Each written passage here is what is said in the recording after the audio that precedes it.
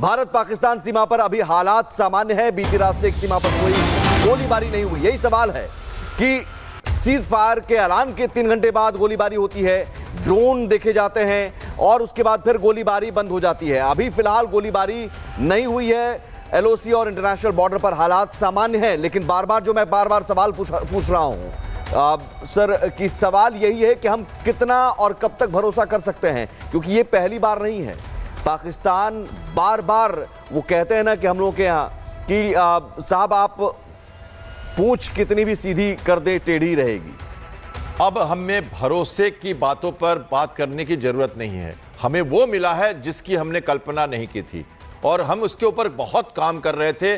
Green room की बातें बहुत सारी हैं, आराम से कभी बता पाऊं, लेकिन यह जरूरी है आकलन की आपके ही चैनल से लगातार 10 दिनों से मैं कह रहा था कि युद्ध का समय नहीं है और एक डिप्लोमेटिक वार रूम में बहुत सारा काम हो रहा था। सर, हम इस चर्चा को यहां से आगे बढ़ाएंगे, लेकिन एक बार ग्राउंड जीरो पर चलते हैं। मेरे को स्क्रीन पर अनामिका सिंह, वैभव और सुमित दिख रहे हैं। अनामिका सिंह, मैं आपके पास सबसे पहले आना चाहूंगी। श्रीनगर में आप बीती शाम भी लगातार जब रिपोर्टिंग कर रही थी, आप बता रही थी कि अब तक का ये पहली बार ऐसा खतरनाक आवाज आपने सुनी, लेकिन अभी जानकारी मिल रही है कि एलओसी और बॉर्डर पर सब कुछ स्थिति सामान्य है, किसी भी तरह की कोई हलचल नहीं, कोई शोर नहीं। क्या कुछ आप देख पा रही हैं, किस तरह की तैयारी वहां पर? ऐसे देश पे कब तक भरोसा किया जा सकता है, ये अपने आप में अहम सवाल है। लेकिन इस बीच जो ताज़ा हालात है जरा वो बता दूं दर्शकों को। फिलहाल कल रात के बाद से कल रात में जिस तरीके से हमने धमाके सुने थे 9 बजे के आसपास, उसके बाद एलओसी पे जो शेलिंग हो रही थी वो रुक गई थी 10 बजे के आसपास, और 10 बजे के बाद से लेकर के अब तक, अगर अब तक की बात कर ले तो फिलहाल शांति बनी हुई है। एलओसी के जो तमाम इलाके हैं, उरी, रजौरी, पुंछ, इसके अलावा नौशेरा, आरएसपुरा सेक्टर, वहां से भी फिलहाल किसी फायरिंग की या किसी गोलीबारी की आवाज हमें सुनने में नहीं आई है, ना ही कोई इंफॉर्मेशन आई है। इसके अलावा कल रात में 11 बजे के आसपास ब्लैकआउट खत्म हो गया था। अगर श्रीनगर की बात कर ले तो श्रीनगर से ब्लैकआउट खत्म हो चुका है। यहां पे हालात सामान्य है। हालांकि फिलहाल कुछ इलाके जो ऑलरेडी सेंसिटिव जोन में है, चाहे वो एयरपोर्ट के हो, चाहे वो बाकी अलग अलग जगहों के हो, वहां पे सिक्योरिटी वैसी की वैसी ही है। लेकिन जैसे कि हर रोज हमने देखा था कि धमाकों के बाद जो उसका मलबा और बाकी चीजें हम ढूंढते थे, या फिर जिस तरीके से टेंशन था, या जिस तरीके से हमारी नजरें रहती थी कि कब ब्लैकआउट हो जाएगा, कम से कम फिलहाल वो नजर नहीं आ रहा है। और यही वजह है कि फिलहाल कम से कम आज हालात बाकी दिनों के मुकाबले सामान्य दिखाई दे रहे हैं। सीधे रुख करते हैं सहयोगी वैभव का, जो कि जुड़ रहा हमारे साथ जैसलमेर से। वैभव, श्रीनगर में तो हालात सामान्य हो गए हैं, कल रात के बाद कोई हलचल नहीं हुई है, वहां पर हालात कैसे है ताजा? देखिए बिल्कुल, इस वक्त अगर अनामिका हम बात करें जैसलमेर की, तो जैसलमेर के भी सरहदी इलाकों में फिलहाल इस वक्त शांति बनी हुई हो। और जैसा कि जिक्र किया जा रहा है कि एक ऐसी उम्मीद की ये सुबह है भारत के लिए, क्योंकि इस संघर्ष के बीच भारत ने हासिल क्या किया है ये बहुत महत्वपूर्ण है। भारत ने आज वो मुकाम हासिल किया है कि अगर आतंक के खिलाफ वो इस युद्ध को, युद्ध जैसे हालातों को भी आगे भी लड़ने के लिए सक्षम और तैनात रहेगा। और भारत ने जिस तरह से आतंकवाद की रीढ़ तोड़ी है, उस रीढ़ के जरिए भी यह समझा जा सकता है कि भारत अब आतंक के खिलाफ, आतंकी गतिविधियों के खिलाफ किसी भी कीमत पर शांत बैठने वाला नहीं है। संघर्ष विराम जरूर हुआ है, लेकिन इस संघर्ष विराम के बीच उन आतंकवादियों तक भी यह संदेश बिल्कुल साफ जा चुका है कि आपकी जो ये आतंक की सोच है, इस सोच के खिलाफ भारत हमेशा कड़ी प्रतिक्रिया देने के लिए तत्पर रहेगा। फिर वो प्रतिक्रिया चाहे युद्ध क्षेत्र तक ही क्यों ना जाए, उसके लिए भी भारत पूरी तरह से तैयार है।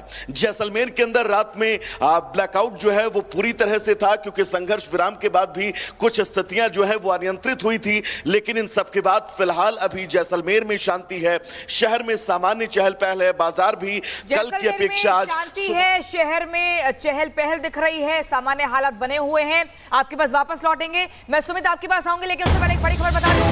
जम्मू कश्मीर के कई जिलों में एसआईए की छापेमारी जानकारी मिल रही है। जम्मू कश्मीर के कई जिलों में छापेमारी एसआईए की चल रही है और ये कई जिले बताए जा रहे हैं। साउथ कश्मीर से पुलवामा, शोपिया, कुलगाम, अनंतनाग डिस्ट्रिक्ट, ये बताया जा रहा है। जम्मू कश्मीर के कई जिले ऐसे हैं जहां पर एसआईए की छापेमारी लगातार चल रही है। आतंक से जुड़े मामलों को लेकर ये छापेमारी चल रही है। सुमित, इसको लेकर क्या कुछ जानकारी है?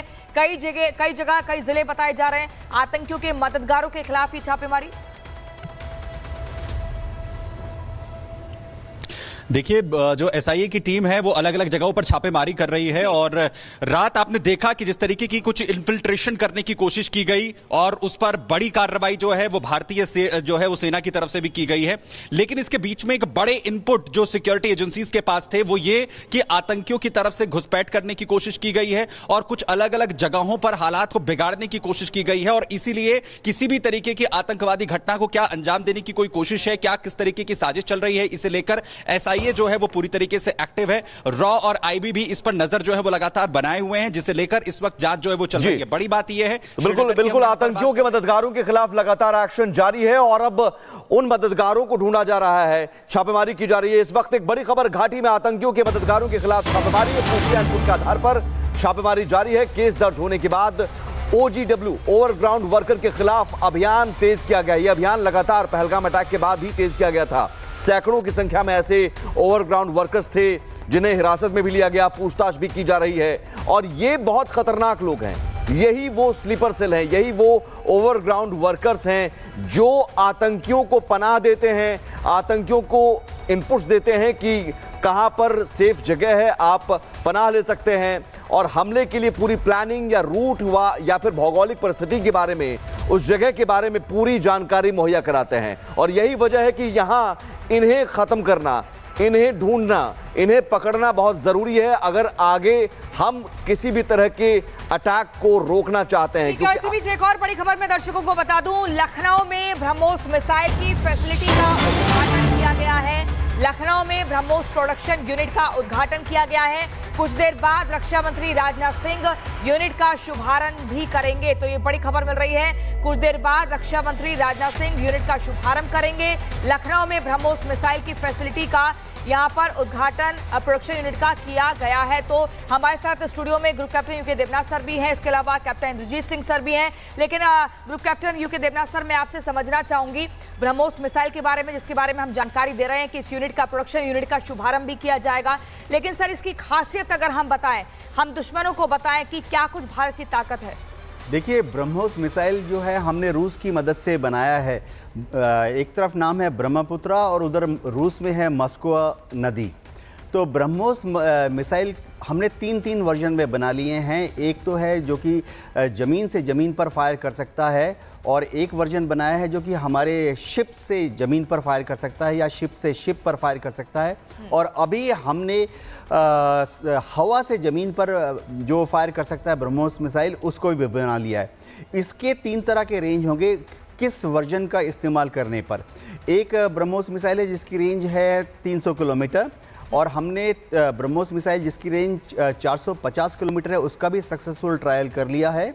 और अब DRDO और रूस की जो एजेंसी है वो मिलकर ब्रह्मोस मिसाइल के 600 किलोमीटर तक की जो रेंज है उस वर्जन पर काम कर रहे हैं। युद्ध की परिस्थिति में सबसे अच्छी बात है कि ब्रह्मोस मिसाइल को जब आप लॉन्च करते हैं तो इसके डायरेक्शन को भी हम बदल सकते हैं। ये एक बैलिस्टिक मिसाइल नहीं है। बैलिस्टिक मिसाइल में क्या होता है, जब फायर करते हैं वो एक प्री निर्धारित ट्रेजेक्ट्री पर चलती है, जबकि ब्रह्मोस मिसाइल को लॉन्च करने के बाद भी टैक्टिकल रिक्वायरमेंट के हिसाब से हम उसे दाएं बाएं खूब नीचे से या ऊपर उड़ा सकते हैं। इससे क्या होता है कि दुश्मन का जो एयर डिफेंस सिस्टम है वो भ्रमित हो जाता है और आसानी से ब्रह्मोस को शूट डाउन नहीं कर पाएगा।